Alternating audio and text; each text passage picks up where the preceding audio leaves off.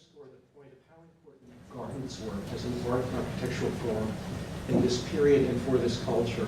These two images come from a manuscript known as the Baburnama, the kind of memoir of the very first Mughal ruler, Babur.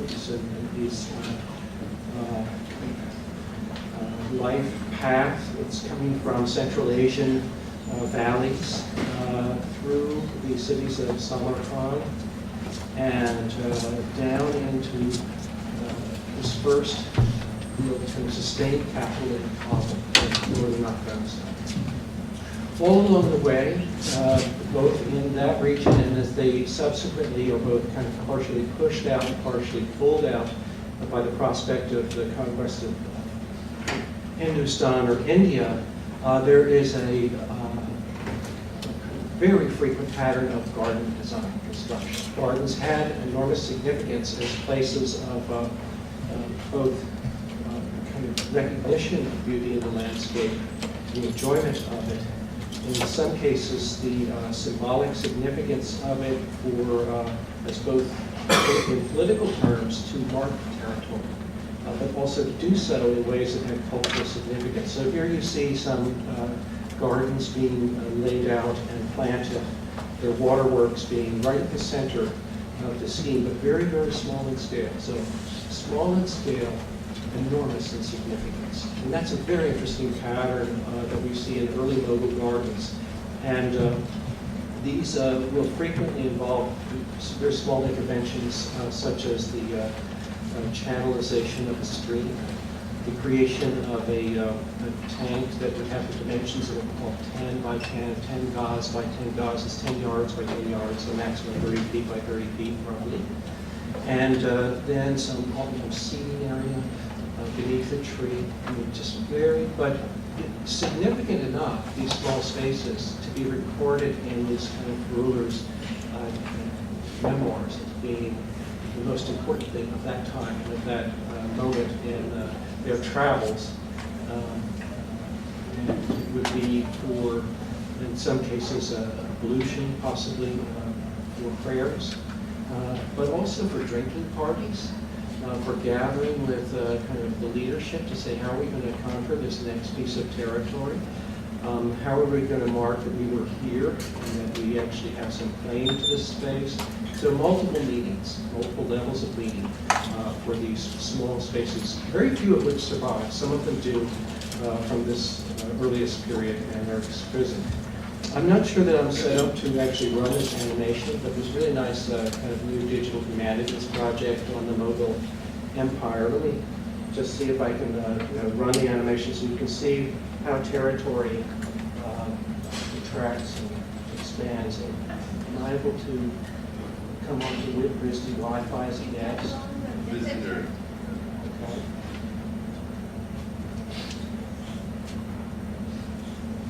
So once that happens,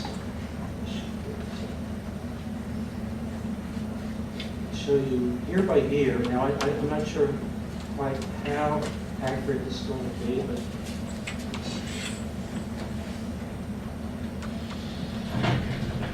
see if it'll work.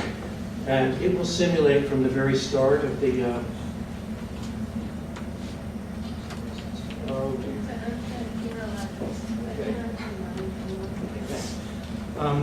but what this will do will take you from the very kind of pinpoint of the start of the empire through its expansion, contraction, areas of that kind of, you get a bit of an illusion when you see a single static image of territory, and instead of the kind of dynamics, and even if the year by year is not quite right, it's the visualizing and imagining the dynamics of territorial expansion and contraction in the way that architecture is significant for that. So watch this date in the bottom right. And the territory in red.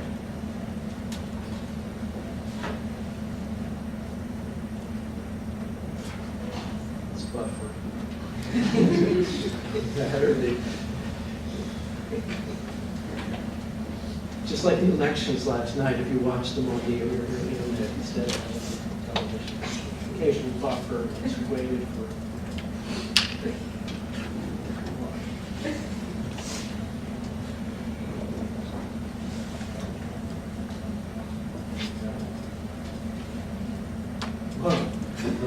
Yeah, so you see, these people are on the move constantly. It was a military conquest society, highly mobile, particularly the males, but also frequently in this early period, the women of the establishment as well. Subsequently in history, you get somewhat more of a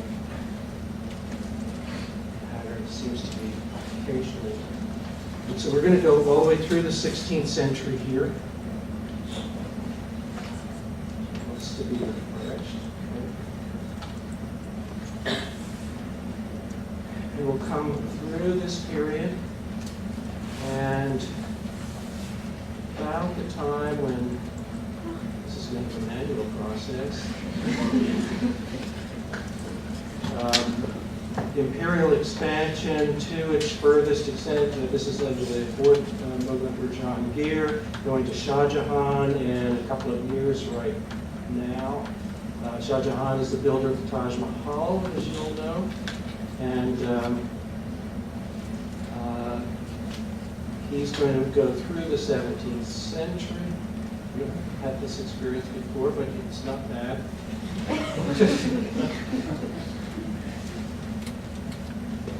And so we really have this expansion that's going to continue through the 17th century. But then it's going to contract. And the contraction process is as interesting as that of the expansion. And there are many theories for why and how the Mughal polity overextended itself and kind of also impoverished its peasants and cultivators to the point where it started to unravel from within as much as from its boundaries. So this is the period of Aurangzeb, the last of what we call the great Mughal emperors, dies in 1707, which is about to happen. And when that happens, we have a series of both the Marathas from Mumbai. Anybody from Mumbai? I'm surprised. Anyway, we have Shivaji kind of coming in and making a very strong push from the southwest here. Rajputs asserting independence in western India, Deccan sultans and challengers from the south. And so we have a contraction that's coming down, and of course it's going into, it's largely like Ganges, Brahmaputra basin here, that is going to then subsequently be challenged by the British mercantile and military establishment, pushing us up into a tiny set of islands that are residual before we arrive at two competing centers of Lucknow and Delhi. Lucknow being what appears to be a superior power, but actually on behalf of the British and therefore, as well as the French and other mercenaries, it just is going to shrink faster. Ultimately, Delhi is going to be a nominal headquarters that's residual from the Mughal period, and by what was called the first Indian War of Independence in 1857-8 is going to ultimately be taken over from, in a shift from the East India Company to the British Crown in the mid-19th century. And here you see it, all that's left. They used to say one of the last Mughal emperors, Shah Alam, Delhi Alam. I mean, really, his territory was only a few kilometers across in what was the palace fortress of the Red Fort of Delhi, but subsequently is going to be taken over and become the symbolic center of both British India and subsequently of independent India in the West. Okay, so Had that animation run smoothly, you would have seen this with the whole point of the dynamics of territory in relationship to landscape projects, extremely important, so that when we start to have this construction of capital cities, which will include the Mughal capital in Delhi, we see a repetition of this city of Delhi as being both one of the first capitals of the Indo-Islamic Empire, but then also the last. And depending on how you count them, 7 cities, 12 cities of Delhi, starting in the southwest portion of the city, we have a series of capitals in the pre-Mughal period that are established, and then they leapfrog up into the what's now North Delhi. And Shahjahanabad is called the Old City. If you visit today, it's called the Old City of Old Delhi. It was actually the New Delhi of that time, before the current New Delhi was built. What's pretty interesting here from a landscape perspective, a larger metropolitan landscape perspective, is that these cities of Delhi flank on the southern and the northern side, where this green box is placed, a funerary landscape. So you don't, on principle, locate your graves and tombs, some exceptions, within the city. They're outside, and they're to the north in the early part of the Indo-Islamic period, and they're south of what becomes Shahjahanabad and the Mughal capital in the later period. So we're looking at a whole funerary belt in the middle of the map there. That funerary landscape includes gardens, quite prominently, as well as graveyards. So there it is. Large funerary landscape. And one of the main features of this is both the Sufi shrine of Nizamuddin Auliya, on the left-hand side here. This will be the key communities I'll be talking about throughout the session. The originating community, Nizamuddin Basti, is from the time of the saints' early establishment of his hospice there that really serves the needs of the poor and the devoted in his community. That's on the west side of this highway that I mentioned a moment ago.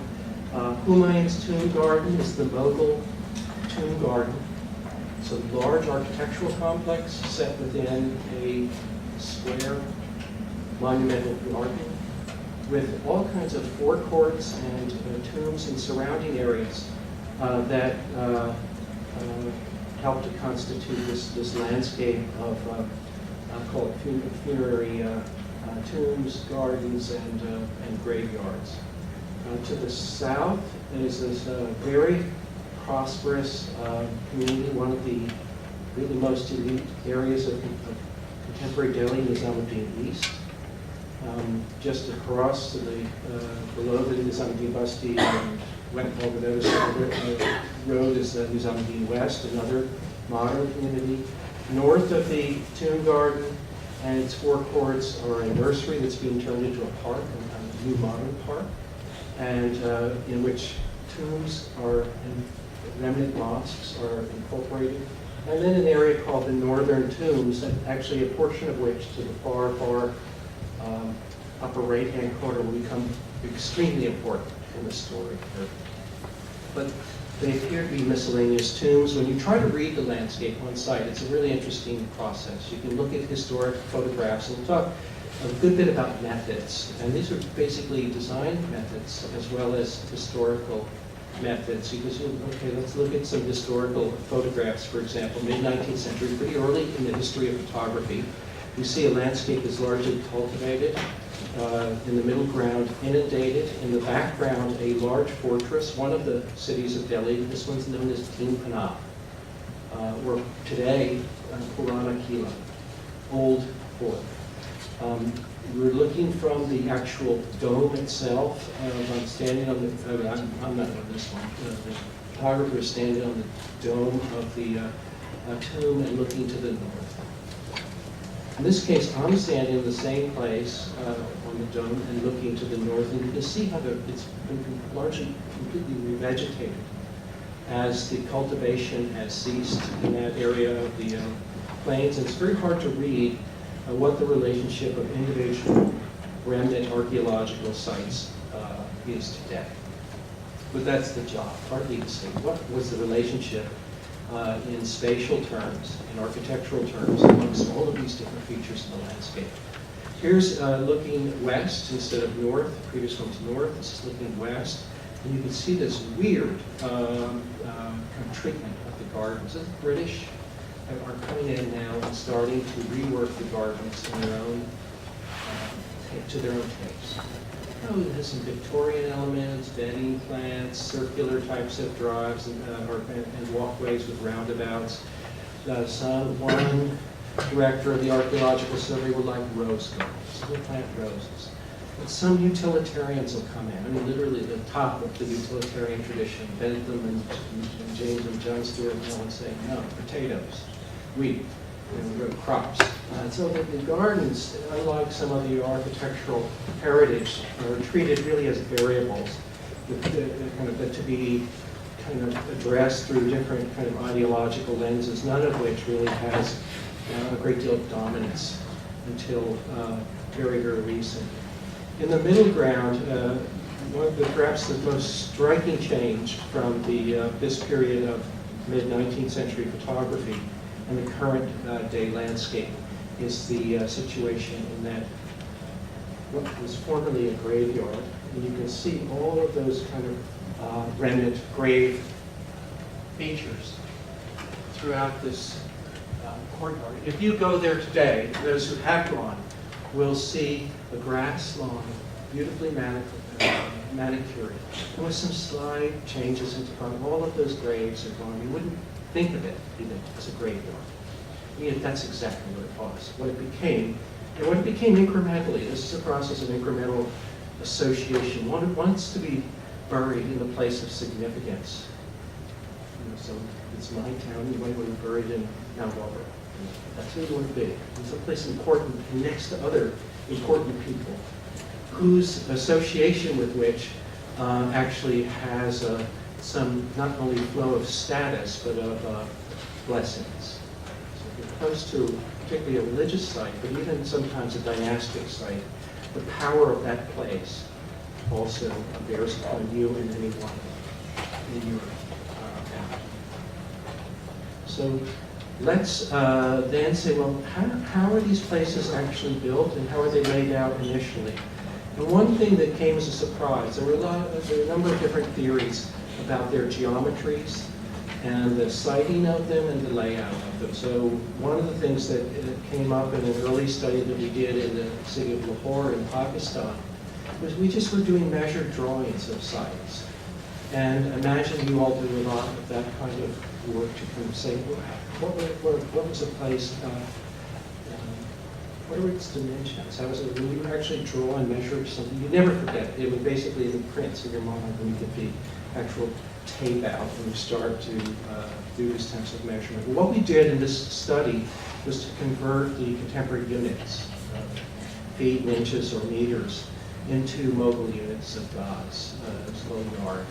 And so when that happened, some of the theoretical approaches that these buildings and gardens were laid out with kind of highly sophisticated geometries, all of a sudden became superseded with the idea that they were just laid out in a grid, very simple grid, and decimally proportioned. So here's on the upper right-hand side the plan of the full garden, with the tomb in the middle, which is the most common pattern.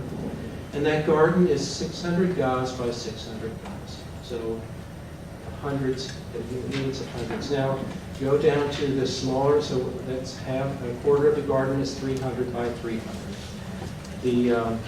If we go to the bottom right-hand diagram, you'll see, this is from the caravanserai adjacent to it, that each room is roughly 10 gauze by 5 gauze. Every wall is 1 gauze wide. You look at that water channel, 1 gauze wide, exactly. My word, it was just 1, 5, 10, 20, 50, 100, 200, 300, 600. And then if you were a member of the royal family, this is for the ruler, Jahangir. Adjacent to this monument, his brother-in-law's tomb, 300 by 300. is wide, 300 by 300. And so the status of the person is reflected in the size and scale of the enclosure. What we failed to do in this study was to be able to explain this extraordinary structure. You see this tomb? And take a close look at the building, which is 1 story tall, an arcade around the outside. It's a masonry structure. It's 4 minarets in each corner. And unbelievable debates about could it really have been designed with that empty space in the middle purposely. Take a look at this space, and many people, many historians wanted to say, oh, it must have had multiple stories, like subsequent operas, or it must have had some stories plus a tunnel, a vision, couldn't have been left in this fashion. There's no kind of resolution of those debates, but that empty space is enormously powerful. And the theme of emptiness is an interesting one in Mobile architecture generally, and here's one of its places where one finds it. But having kind of figured out that these gardens were laid out possibly in a very simple decimally proportioned arithmetic grid was exciting at that time, but didn't have too much went further until we came to the Lanston Garden in Delhi. Came back, and as part of a conservation project that's underway, there's a lot of documentation with much more sophisticated surveying equipment. So we used a number of different sources for similar types of analysis here. One is an AutoCAD drawing with total station surveying, so it's really great on the right-hand side for taking measurements and analyzing. That's on your left. On the right-hand side is a study from 100 years earlier. So here's what we documented in the early period of the archaeological surveys work, and what we found there, what the remnant sites were, some of which no longer survive, what the dimensions were. We could start to look at them. Okay, so how was the place designed? I'll just give a quick indication of some of the ideas for interpreting the design. One would be that it was just kind of intuitive. That the mathematics and spatial logic were felt, but not explicable by any particular mathematical or landscape argument. So that's a null hypothesis. The second is that it really is very much like Jahangir's tomb, an antecedent of that, where it's an arithmetic logic, and then there become all kinds of issues and sub-issues to address there. Go to the upper right, and we see that as the first Mughal funerary building, maybe it was influenced by the whole mathematical and architectural practices of Timurid, that is Central Asian builders. You had to consider that. This next one, the topographic factors. This garden was located perfectly, exactly along the old river terrace. It became a precedent for subsequent gardens located on the edge of the river terrace. And that really topography explains the siting and layout and size of the tomb garden complex. We said, let's keep the geometric argument in play, that angular methods may have been important. And then finally, that field methods really could be quite crucial. So these are the kinds of possible explanations for the design approach that we're trying to infer from the physical place, and then test them out to see if one can actually replicate that design and how you would do it. So let's start out with this idea of the measured garden. There is one painting from the Mughal period that shows a ruler Babur in the yellow robe directing a set of gardeners in the Baghi Wafa garden in what's now Afghanistan. And the figure is holding a red tablet. If you look very closely, you'd see that this red tablet is gridded with a white grid lines in a perfect grid. You say, gosh, here's a gridded drawing. So that's a nice contemporary bit of evidence for this kind of gridded design method. But if you say, what are the units of the grid? Oh gosh, it gets to be a headache. The Timurid period, the grid might be, or sometimes in cubits and gauss, it's 60 to 70 centimeters. You go into the early, the Sultanate period, pre-Mughal period, it goes up to 77 centimeters, roughly 30 inches. There's an interim period that's possibly relevant. The gauze length gets standardized by Akbar, who is partially responsible for building this tomb garden, but not until after it's finished. So we don't have a standardized measure, which means that there's a kind of real uncertainty about the units of measurement and construction. What makes it worse, imagine that you're out in the field and you're measuring, laying out a site, and you're using, in this case, rope. But the rope, actually there have been shrinkage studies, and this can shrink as much as 13%. They're trying to get this interpretation of units of historical measurement, or actually even for building purposes, and you've got a tool that's got that kind of uncertainty associated with it. And you might say, oh, that's really unbelievably crude. But I don't know how many of you all do work in the field with plastic 100-foot tapes, millimeter tapes. Anybody? Use a tape measure? Yeah. Even the metal ones, you've got shrinkage. You've got to take into account these different shrinkages. Otherwise, you might build something where your stairs don't meet your building. I don't know if you've had that experience. It's not a good one. Or your wall falls over. I mean, it's just something that, just wait.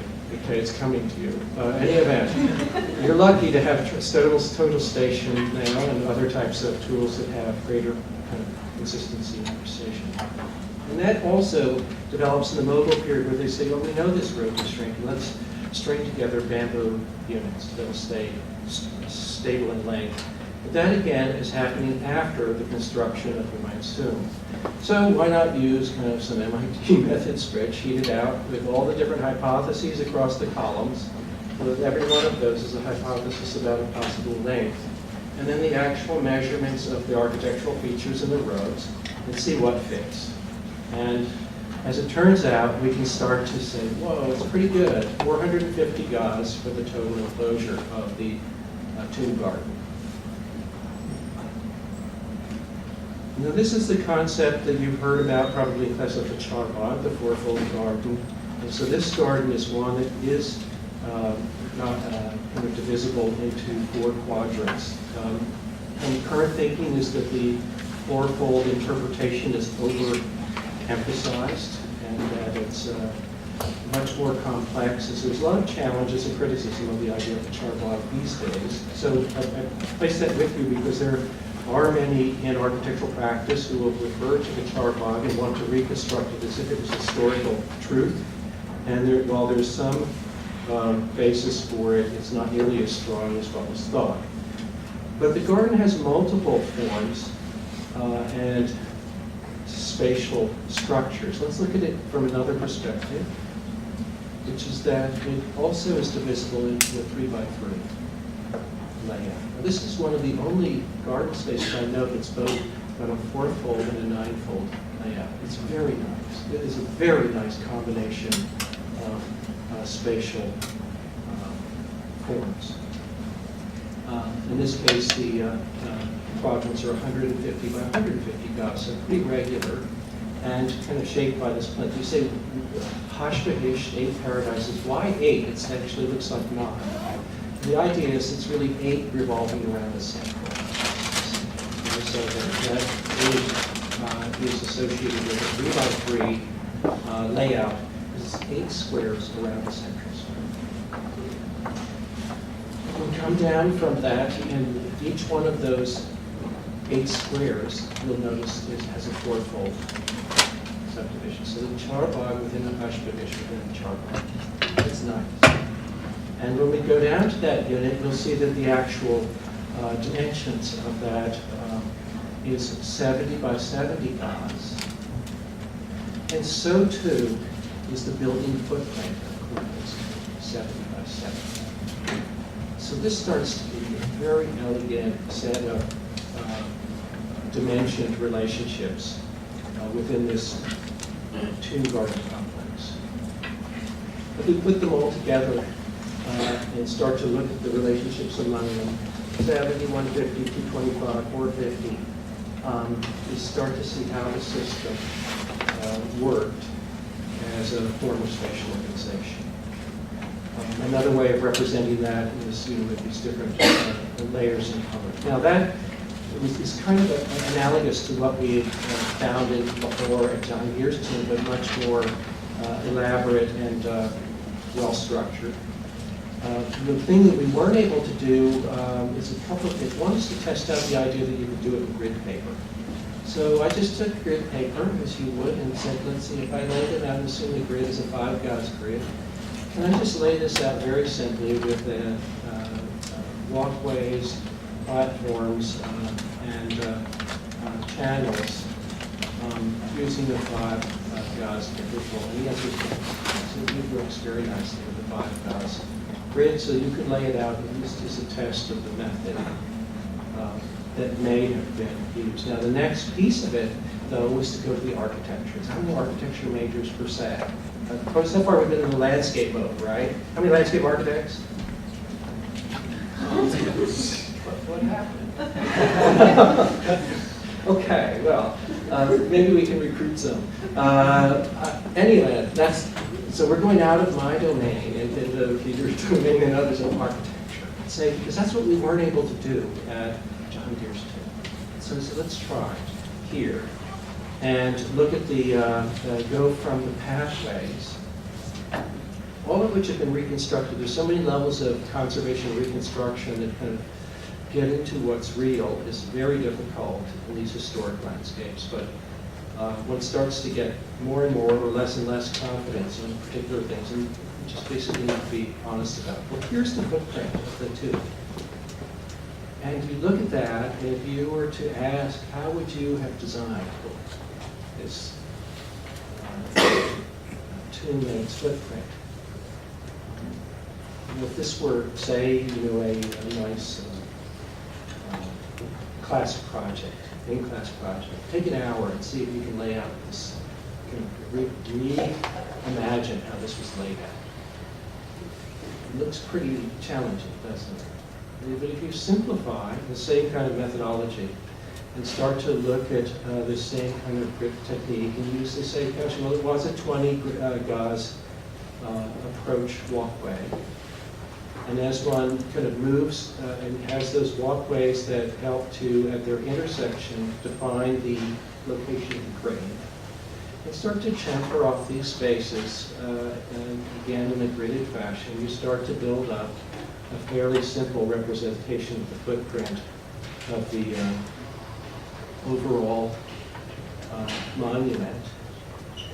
And you can summarize it in this fashion. So we have the axes, these 20 by 20, which give the grade location right at the perfect center of those axes, which are approached on a 20, I'll call it gauze, but it's yards, axial walkways. They give these entrance archways. The 70 gauze module gives the overall enclosure of the footprint, and you chamfer the different spaces, the interior and the exteriors, and they're not perfectly uniform subdivisions, but when you do that and you lay it over the footprint, it's a fit. That's pretty exciting too, because then it means that all of the small elaborations that you can start to make within small chambers and passageways all become subdivisions of this same way of thinking in smaller and smaller units. Not only that, it goes down to the level of detail. So that this is paving patterns that have some of the same kinds of configurations as the larger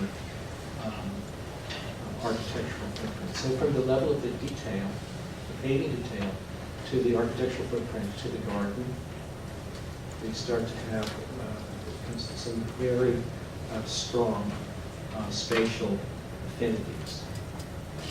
Okay, so why? And then that's getting pretty exciting. That the Tomb Garden complex as a whole system of design is worked out in this fashion. But I think we can, and there's a whole question that also arises. What do any of these numbers mean? Is there number symbolism as well? And there is number symbolism that we can kind of draw upon from other sources, where the number 70 is associated with abundance and manifold abundance, and there are different sources, but there's no documentary evidence that I've been able to come across that makes any of these symbolic interpretations of the 7 planets, the 7 days of the week, the 7th generation from Timor, and so on and so forth, kind of established. So they're just speculation at this point. But the speculation can start to draw some connections with that Sufism center across the road. Let's see how. As we move out from the Tomb Garden complex, this is where we start to see, okay, these entry corridors of 70 gauze in width, let's project them out into the landscape and start to see how they related also to the old riverfront, which ran along the eastern boundary of the garden wall.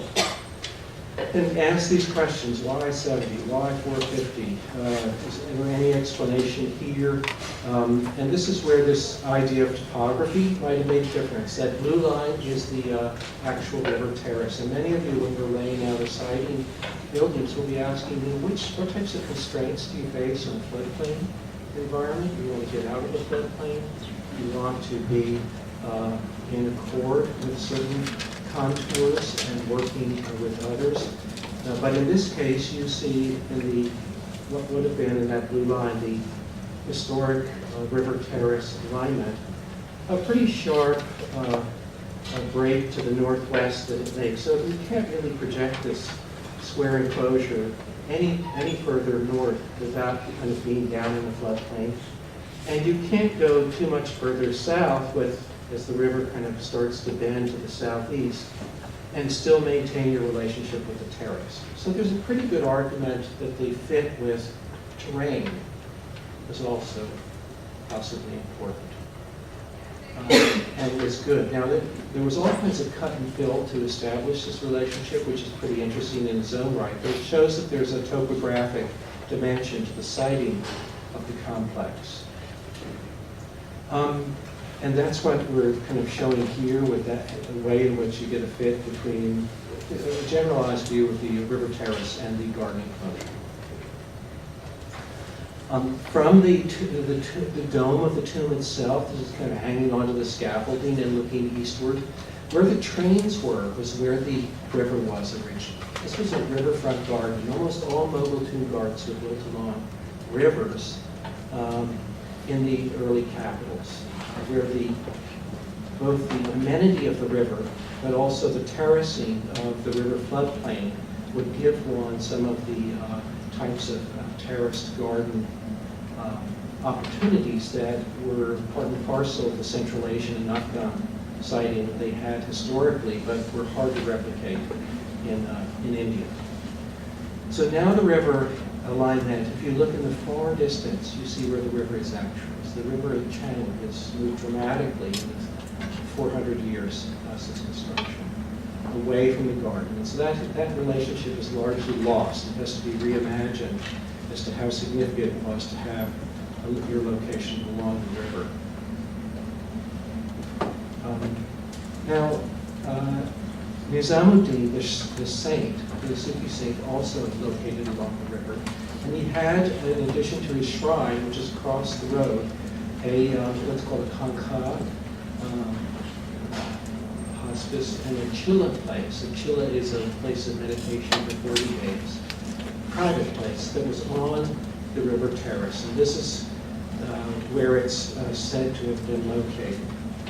A small mosque today, at the very northeast corner of Winston, very northeast corner.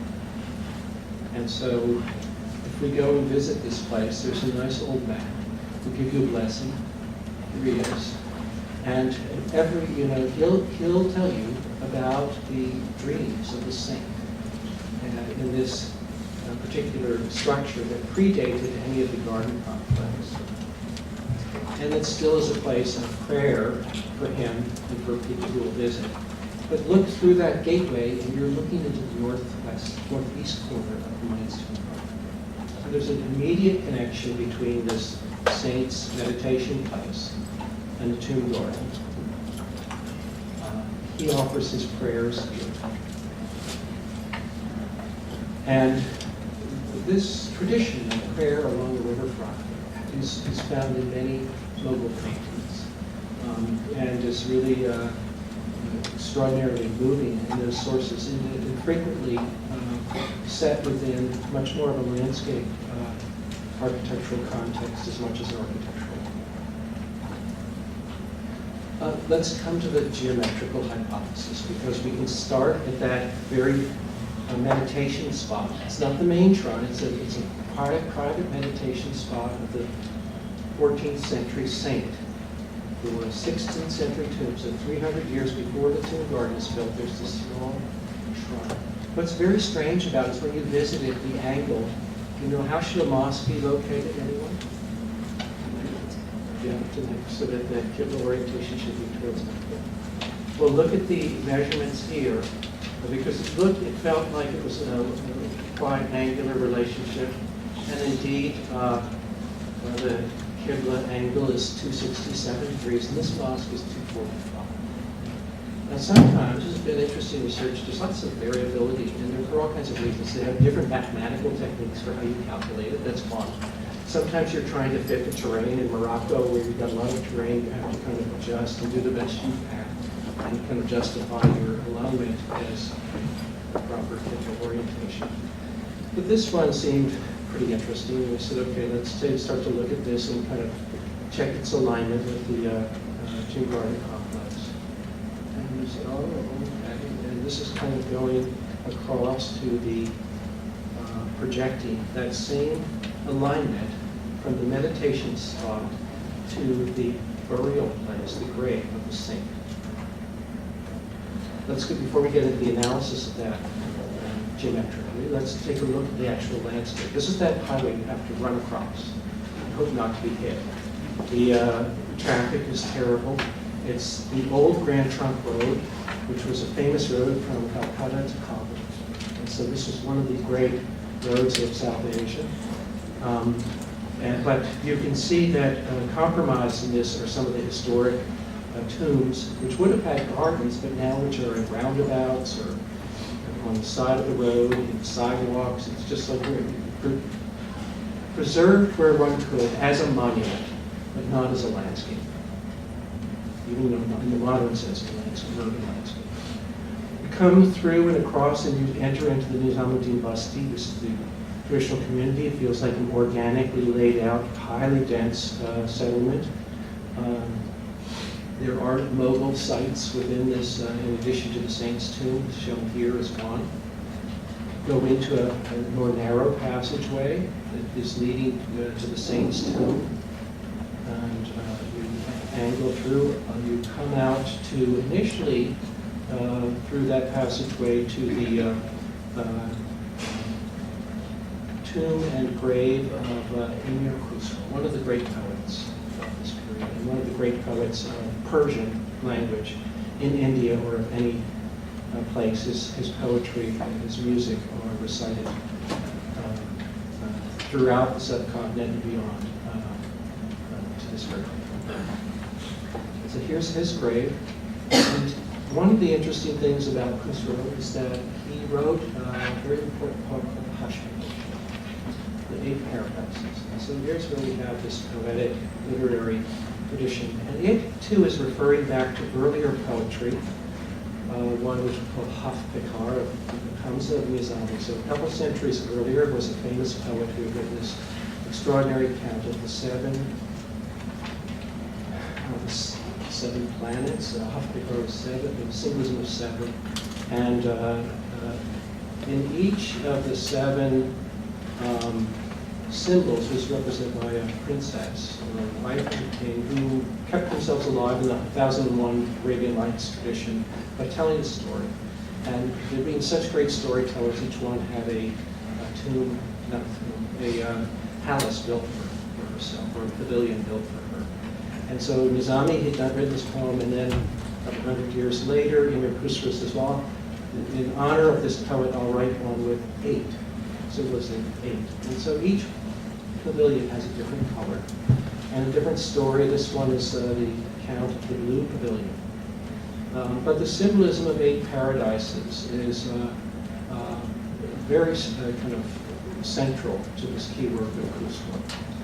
And so it's one of the interesting questions is there any connection between this poetry of the 14th century, early 14th century, and the architecture of the 17th century? And the kind of inference thus far is yes, but we don't have someone saying inspired by Husserl, we laid the garden to the mountain in this fashion.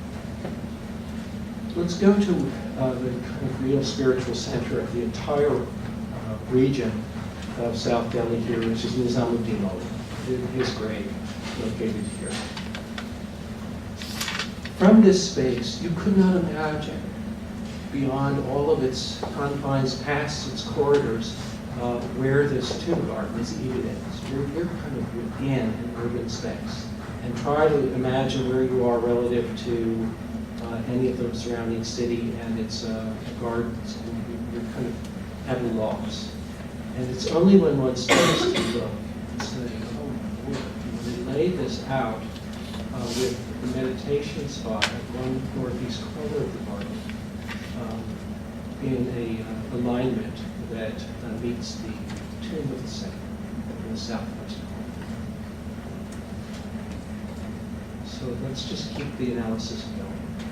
And you kind of cut across again, and right at the intersection in this central grid happens to be the conjunction of 2 gates in the forecourts to the tomb garden and the main north-south road through Delhi. At that time, one branch of the Grand Trunk Road.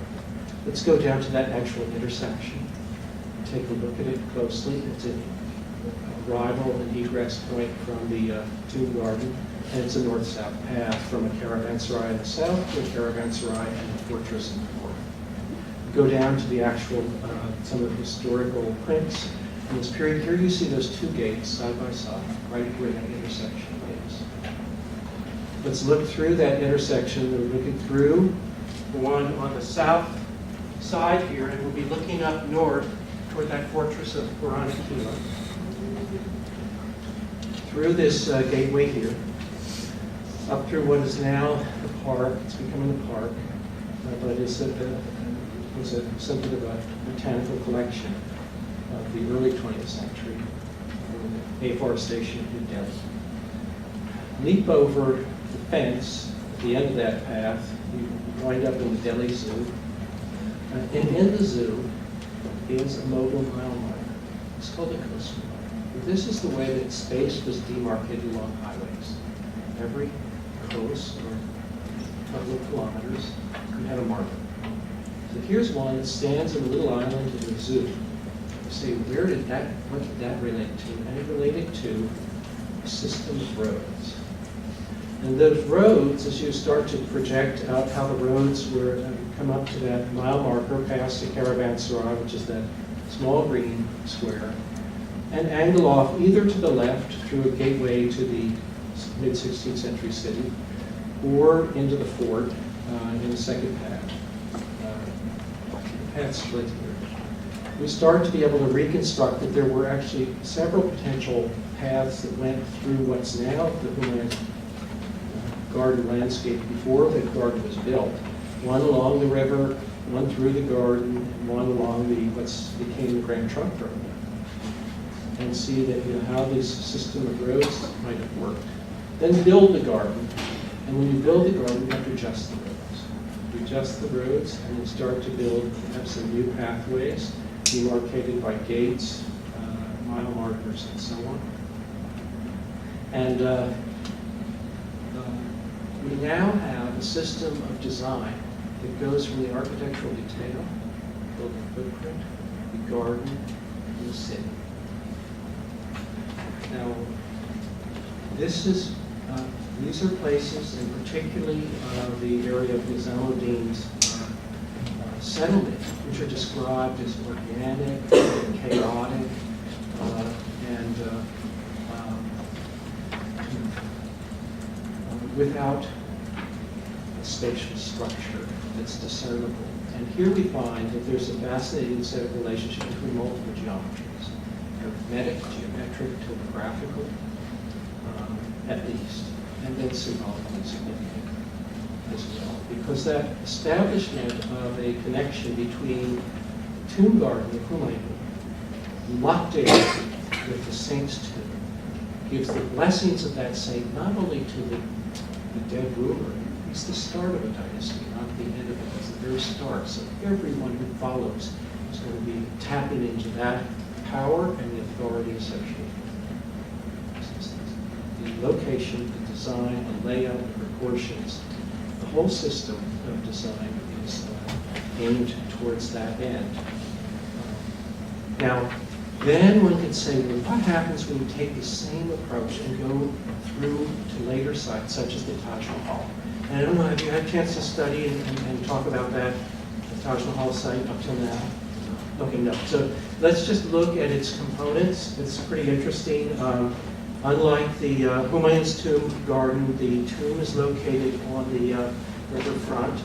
And that's always been a puzzle. People said, oh, why is the tomb located not in the center of the garden? So we can see all the way through John Deere's tomb, Humayun's tomb, and so on. Why is it repositioned to the riverfront?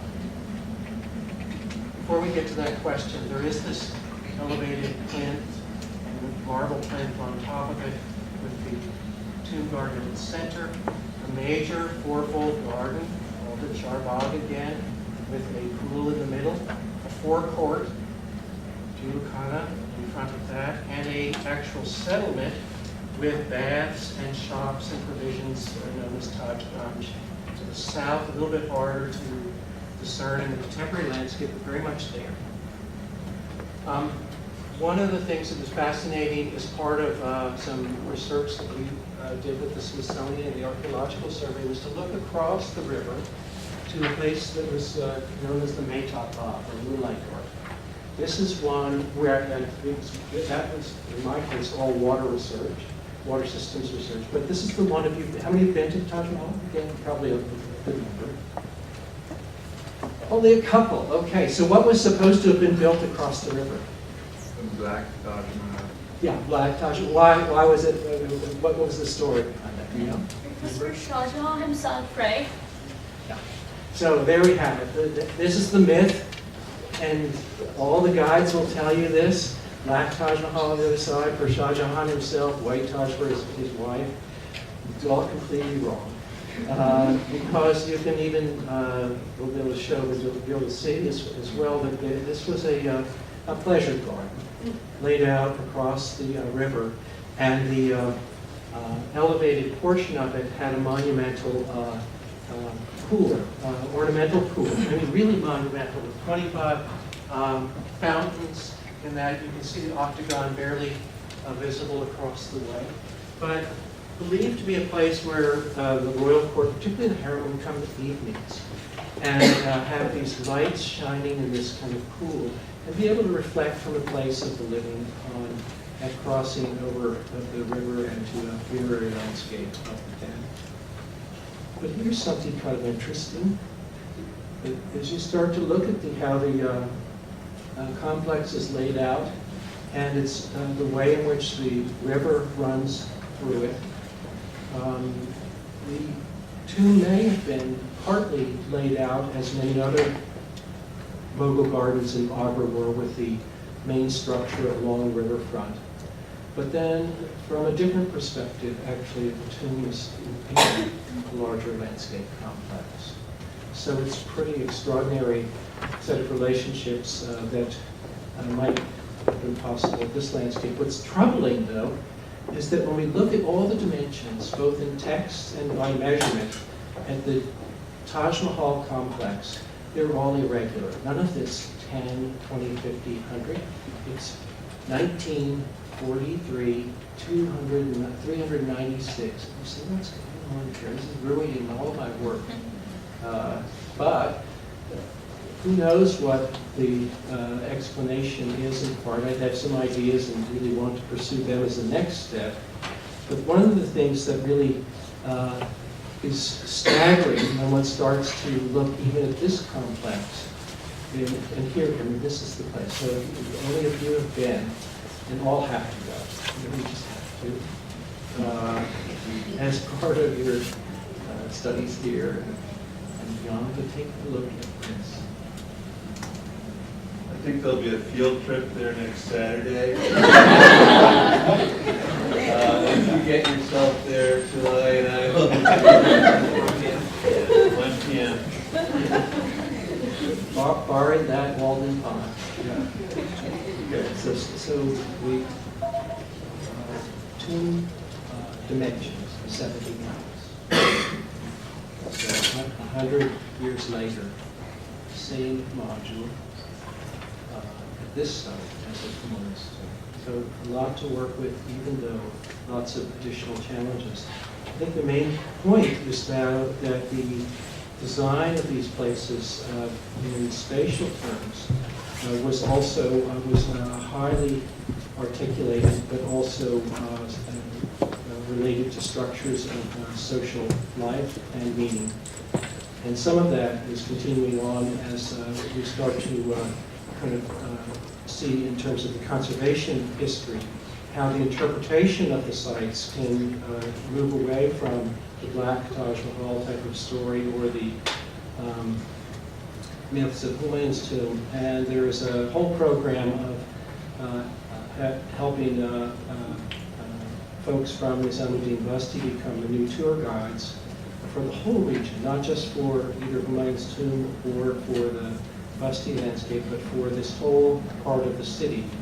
And so that's happening, and our students are kind of learning some of those aspects of landscape and architectural interpretation, and trading ideas and experience with young students in the Nizamuddin Basti area. And we start to see stonemasons coming over from the Humayun's Tomb project and doing projects within the community members going over and becoming interpreters in the garden, composting happening in the new park that's coming from the neighborhood, and whole circulation and reintegration of these historic sites, one with another, in new ways. It's not following pure template of design from modal times, but it is informed by that, and it tries not to violate it. That's what I wanted to share in terms of the design of some of these spaces and how one can think about it and work on it as a designer in kind of graphically analytical ways, as well as kind of call it arithmetic and also cultural ways, and that all of these contribute to a bigger picture and to helping to understand the importance of these places in the history of our fields, but also the history of the societies that produce them, live with them, and carry them forward. Thanks a lot.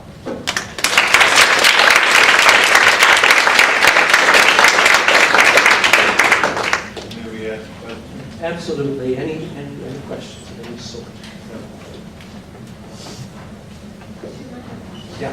Have you and the students talked about, or everybody in the city talked about actually doing a temporary installation that would allow the people that live there to actually see those systems? And in sort of a Christo-like way? It's a great idea. We've been trying to imagine this highway is such a hazardous and fast-moving space that we, not for that space, but we subsequently, on the water side, and this is more akin to your work too, have been working really on this kind of open sewer, stream sewer, the Barco and Hollow, just south of, immediately adjacent. And there were some tombs that related to that. And that kind of visualization and kind of temporary reconstruction would be possible there. It would have to be temporary too, because there are unbelievable sensitivities about any kind of intervention in the landscape of a permanent nature that would compromise the cultural heritage. Encroachments are such a huge issue. But this one tomb garden, Mogul Noble person is particularly important because he commissioned a translation of the Ramayana. And so the actual way in which Ramayana landscapes would be integrated with the tomb garden landscapes of Kanhan would have the cross-cultural qualities of the Mogul period that would complement the city spatial. So in a smaller way, we're thinking about it, larger connection is almost, it's very, do you have any ideas on how we could do it? Well, again, I was thinking of some of Christian's projects, like these umbrella projects, where you're actually beginning, you're putting up something that could be quite inexpensive, but is visible from a distance, where you're actually marking out where you're going to go. We actually talked about sending up balloons so that you could see in the sky from the range of balloons, that kind of alignment that can't really get from any particular structure. But that's a great idea. No, but you're so struck by the fragments over there, and nothing is linking up in terms of your net desire to order the city.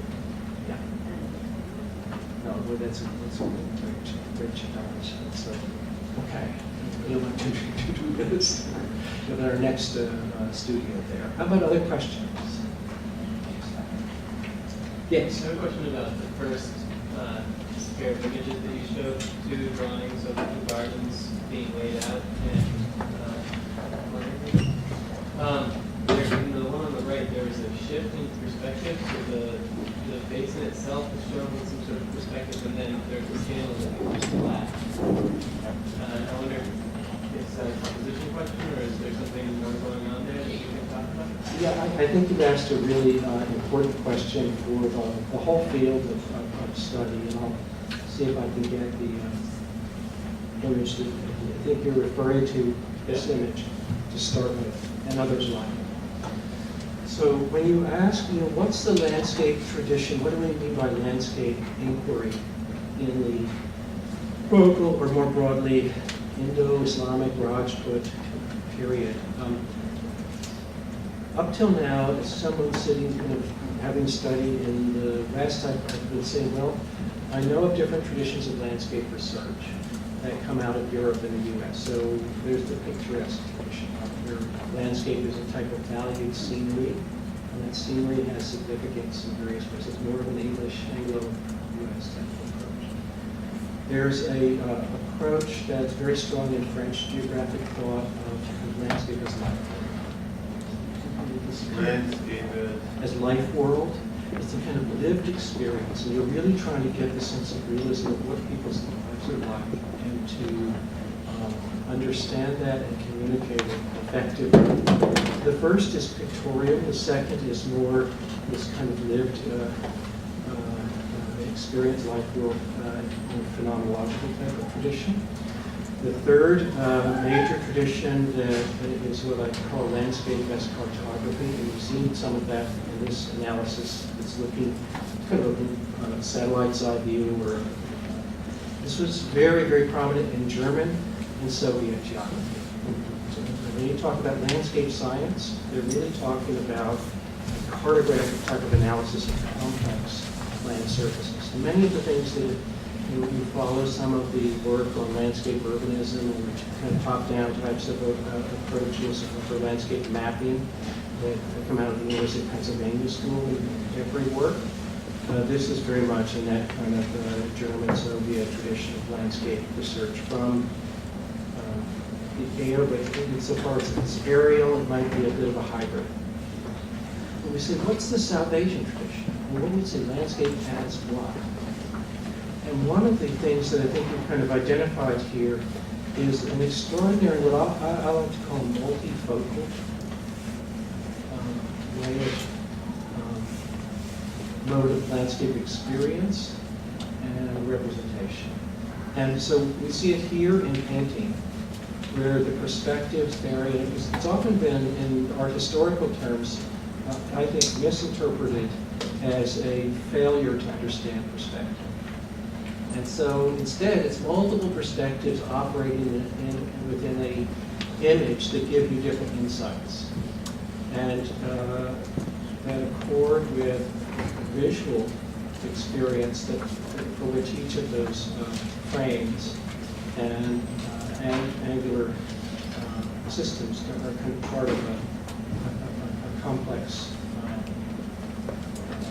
in this case, we call it painting experience. But we can see in mobile maps the same thing, where part of the map will be the footprint of buildings, and part of it will be shown in elevation. And some of the elevations will have angular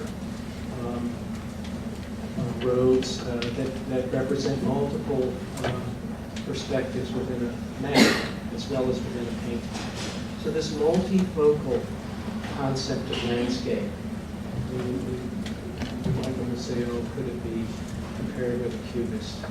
You'd be more literal, James, just for, because I'm such a slow guy. So for instance, on the image on the right, at the base of the drawing, the base of the painting, we're looking at a plan. At something close to a plan, right? It's like you're looking straight on at a one-point perspective.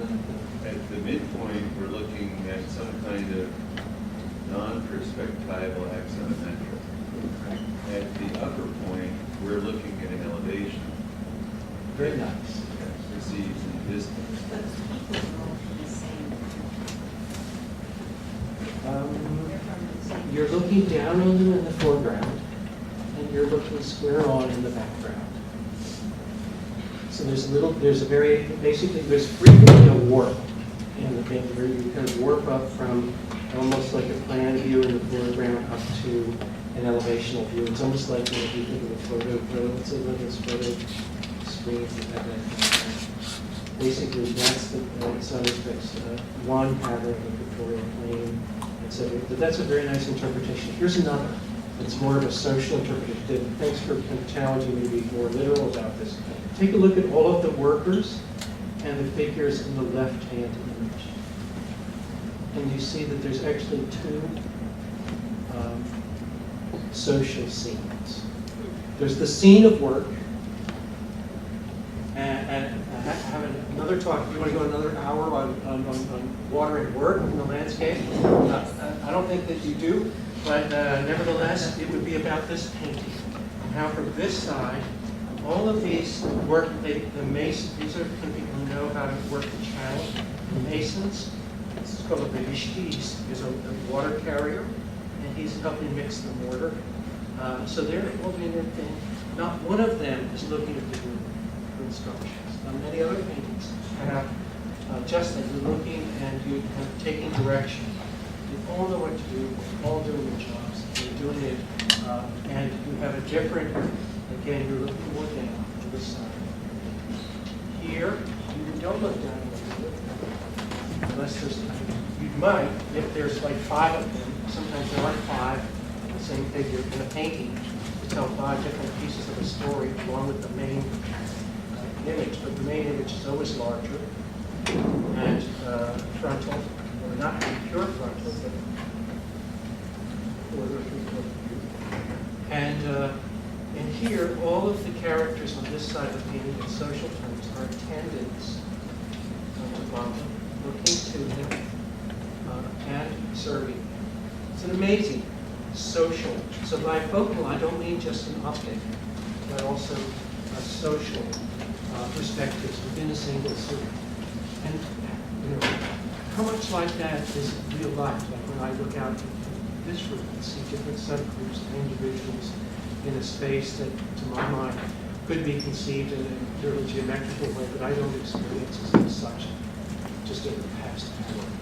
I think that's one of the things that the Indo-Islamic tradition teaches us, is how to think in multiple perspectives, multiple points of view, and historic architecture, gardens, painting, and performative arts. And this is just two examples. How about the folks who have been here? Is this kind of, what do you think about this interpretation? I see that there's 3 in the back, kind of in alignment there.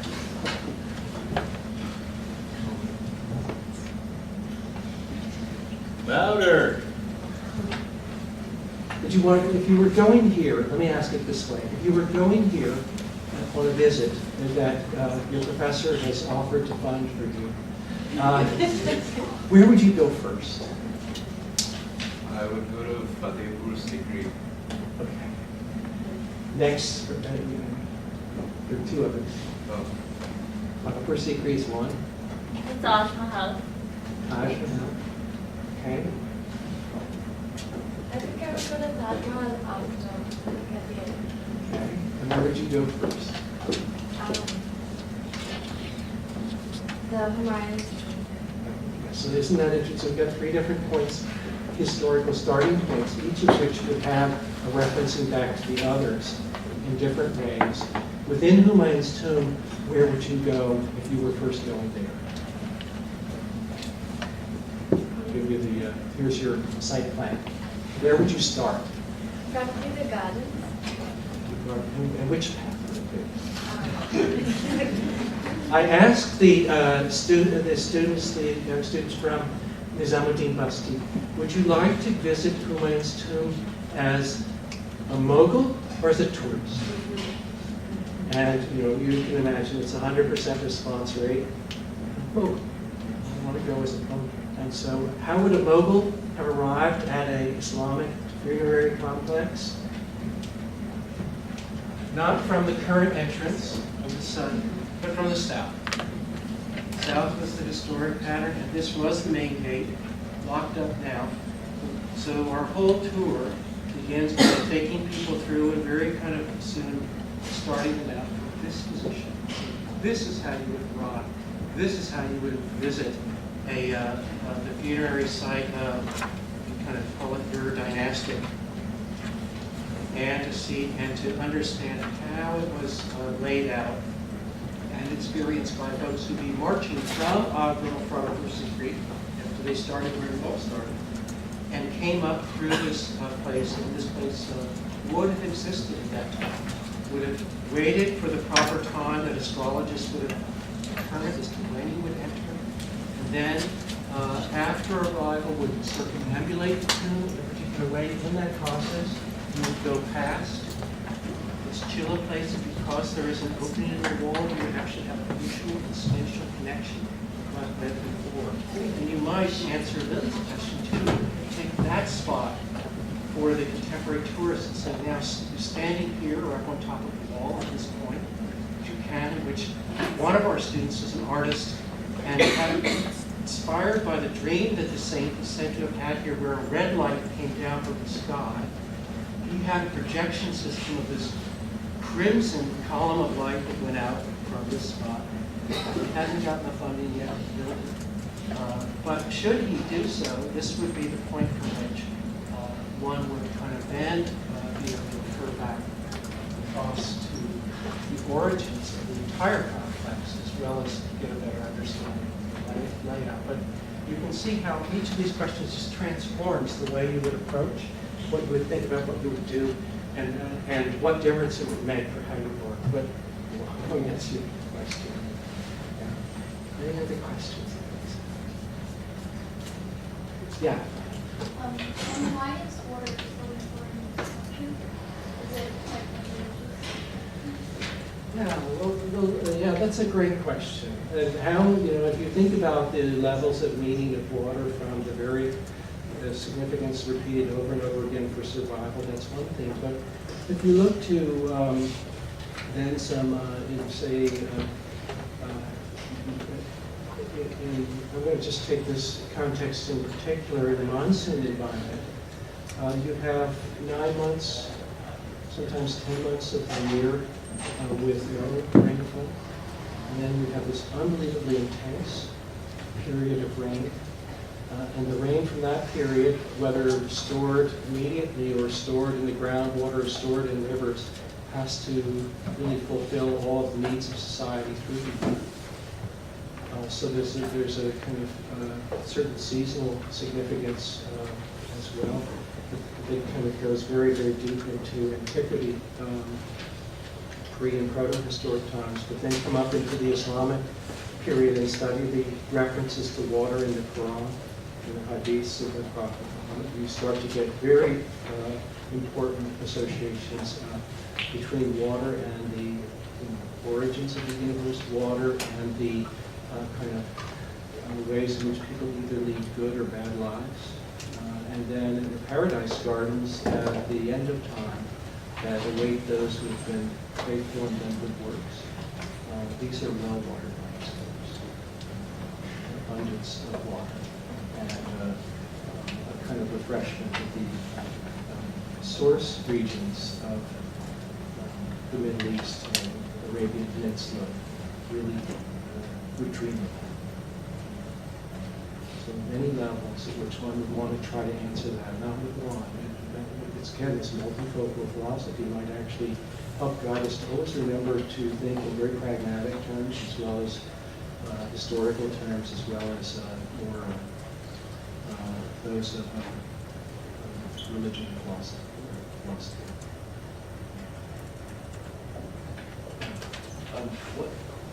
is the device of the chamfering do? Because you talk about the division in exo units, and then you talk about the chamfering, the chamfer. Great. That's interesting. But at which point does chamfering is going to roll apply? Yeah, so I think the answer would be different in different contexts. So if I'm asking in the context of this building footprint for the exterior, and I hadn't really thought about this, is a good question. For the exterior landscapes, I don't know what I'd say. If I were speculating, I'd say I don't want to turn corner. I don't want it to be sharp, because it's really a pretty minimal taking the edge. But then at a more kind of historical level, there's a structure known as a top or forward towered structure, which would be lashed together, and this is actually the whole complex is seen as complementary with that. But then in the interior space, you're frequently going from a square and you're creating a dome. Right? So to build up that dome, you start to go and rotate your square and rotate your square. So that you've got to go from 4 to 8 to 16. And that would then, as you go above the ground plane, be projected into much finer and ultimately spherical base for a dome. But you're starting with a square and then you're rotating to get your first macro chamber. Gives you enough. So that's a different system. That's a different operation. So I should really distinguish it. Really good question. Thanks. I'm wondering whether the one thing that we haven't talked is about how light falls in the interior volumes or the interior spaces or the exterior volumes. And I think the chamfering in part is being held with the moving of a rotation, has to do with the moving light source. And I don't know. Oh, nice. That's because these thick masonry structures had both thermal control, but then the light control also really quite profound. And I've never done the analysis to think about how the different light access goes through. Imagine masonry walls that are maybe in some at the bases 4 or 5 meters thick. Really penetrating with walkways in part and light and shadow at that level. But then in your upper levels, you're always dealing with skins and shells that are pretty thick. And so these are not Guastavino bolts. These are very thick ones. And so you really are trying to kind of get light to wrap, light to bounce, light to kind of fill a space. And also you want a lot of shade in this environment. You want a lot of coolness for most of the year.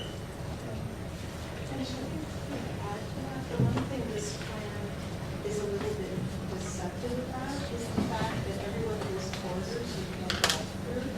Some are only visual and some we've got a moving body going through. So the whole, how you're comprehending and navigating the space is very, very rich and very layered. That's right. It's just this analysis just scratches that surface and doesn't get really proper treatment of the surface because this is none of those visual passages that are not walk passages are indicated. So you can imagine having a project in your course here where you're given plans and asked to try to go through these operations to say, what can you make of it as a designer?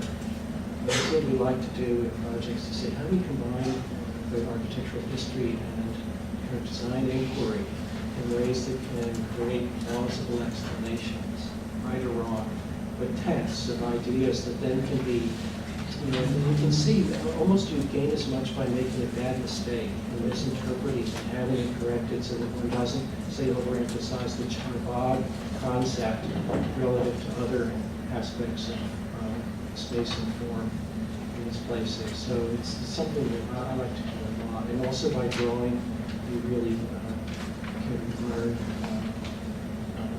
spaces quite well. And also by redrawing and drawing over paintings, you get that complexity perspective that we talked about. You have a question?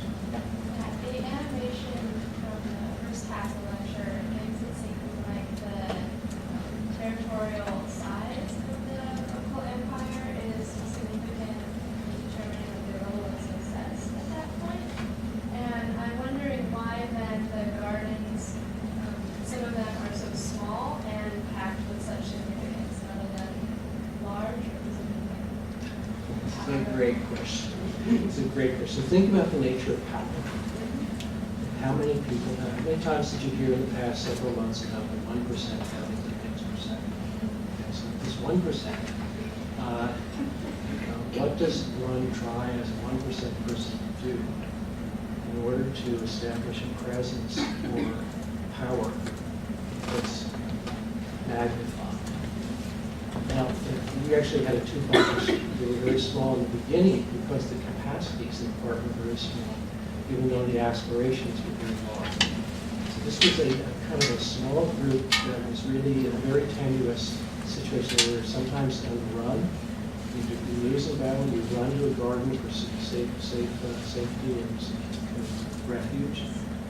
Then you build a garden to reestablish yourself as a territorial marker because you're not capable of, say, laying out a whole set of boundary markers, which requires an imperial apparatus, which ultimately you do get.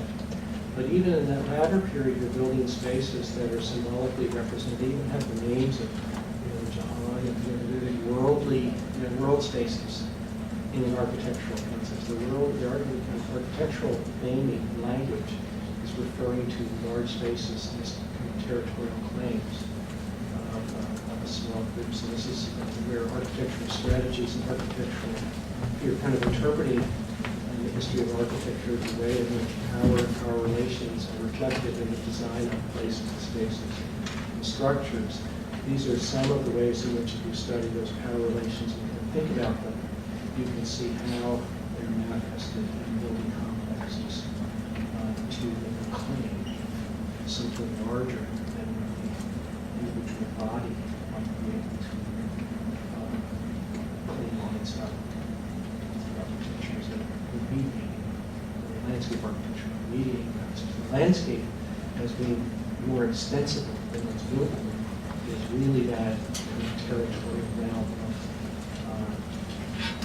meaning and aspiration for how one gets that oneself in one space. So, at the risk of exploiting for the benefit of the group, we're at the point where, you said, where are we in our history course? Really, we were, as you came in, listening to students describe artifacts that they had gathered within a certain geographic territory. And they have explored the artifacts in different ways, and then within each section related those artifacts to one another through a kind of constellation. What I'm fascinated by in your work, and it's beautiful work, and it's very, very moving on many levels, is the willingness you have to look at other representations besides your own. Right? And that's something that we've been trying to encourage. So, I mean, where do you look for an understanding of, though they be gardens, they're still artifacts, where do you look for to increase or to make deeper your understanding? Yeah, why don't I answer by telling a story about how the whole thing originated in this type of study as a good example of the way in which what you think might not be important might turn out to be profoundly important. And so with the question of where you look, I'll try to reframe in our case as a question of how do you listen, because we went over in part with the initial studies in Pakistan with the idea that garden meaning is really one of our core interests. And how can we ultimately get to a sense of the meaning of gardens through time and history? And so these ideas of competing ideas of call it sacred symbolism and social power. And so we were looking to and kind of drawing upon sources there that were to a large extent from scholarship and architectural history. And when we met with our colleagues in Lahore, they said, actually, we're kind of interested in the geometry of these places and doing measured documentation for purposes of conservation.